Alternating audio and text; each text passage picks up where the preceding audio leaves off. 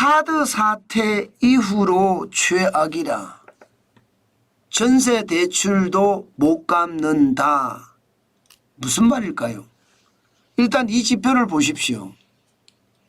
주택금융 신용보증기금 대위 변제액입니다.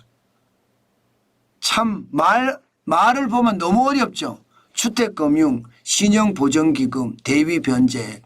말 자체는 굉장히 어려운데 쉽게 말하면요.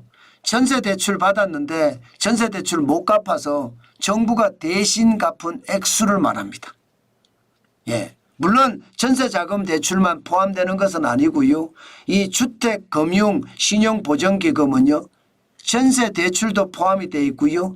전세보증금 반환 보증도 포함이 되어 있습니다. 또한 부동산 PF 보증도 포함이 되어 있고요. 그런데 이 금액이 여러분 2년 사이에 126.9%가 늘고 있습니다. 와, 충격적이지 않으세요? 이게 126.9%면 2.26배라는 거 아니에요? 2.26배. 2023년만 하더라도 5,891억 원의 대위 변제액, 전세자금을 못 갚아서 정부가 대신 갚아주는 거. 전세보증금 반환도 마찬가지입니다. 보증금 반환을 못하니까 대신 갚아주는 거. 부동산 PF 보증도 못 갚으니까 대신 갚아주는 게 5,891억 원이었고요. 2025년 내년입니다. 내년 정부의 전망치는 1조 3,364억 원입니다.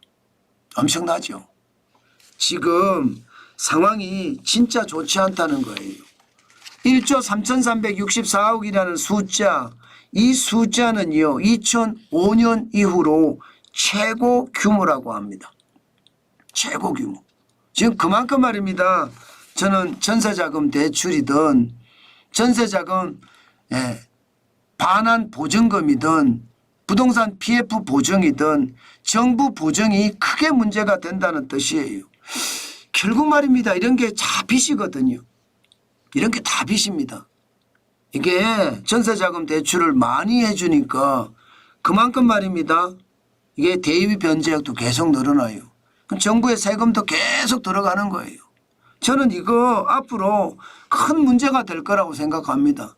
그야말로 빚더미가 될 거예요. 빚더미. 정부가 이런 거 제대로 관리 안 하거든요. 문재인 정부 때 여러분 알다시피 전세자금 대출 퍼주기 많이 했습니다. 표 얻으려고. 전세자금 대출까지 해주니까 여러분 이만큼 충격이 됐던 거예요. 사실 보실래요? 주택보증 공급액 현황을 보면 2017년에 여러분 36조 7천억 원이었습니다. 그런데 2023년을 보면 75조 5천억 원이에요. 6년 사이에 2배가 됐습니다. 2배. 105.7%. 38조 8천억 원이 늘었습니다. 참 이것을 보면서 결국 말입니다. 공기업의 부채도 앞으로 계속 쌓여갈 겁니다. 저는 여러분 전세자금 대출도 이게 많이 낮춰야 된다고 생각해요.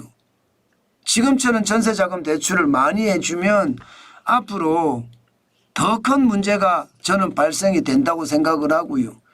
전세보증금 반환 보증도 이게 계속 늘어날 수밖에 없거든요. 게다가 부동산 PF 보증, 저는 이것도 사업자 보증도 많이 줄여야 된다고 생각합니다. 왜 정부가 사업하는데 보증을 해주냐고요. 지금처럼 이렇게 하면 저는 결국 도덕적 해이도 일어날 수 있다고 보거든요. 전세자금 대출 받아서 나 못 갚겠소 하면서 나자빠지면 정부가 대신 갚아야 된다는 뜻이잖아요. 저는 이런 일이 계속해서 벌어진다는 자체가 문제고 특히 임대차 보호법 말입니다. 임대차 보호법 중에 계약갱신 청구권제하고요. 전월세 상한제. 저는 이거 빨리 폐지해야 된다고 생각해요. 계약갱신 청구권제라는 게 지금까지 전세가 2년 동안 전세 계약을 했다면 4년 동안 전세 계약을 한다는 뜻이잖아요.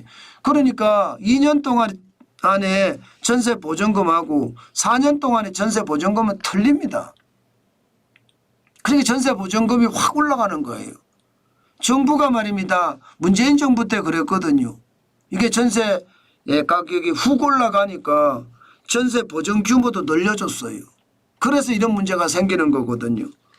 이게 주무구구식으로 나라 운영을 하니까 나라가 빚더미예요.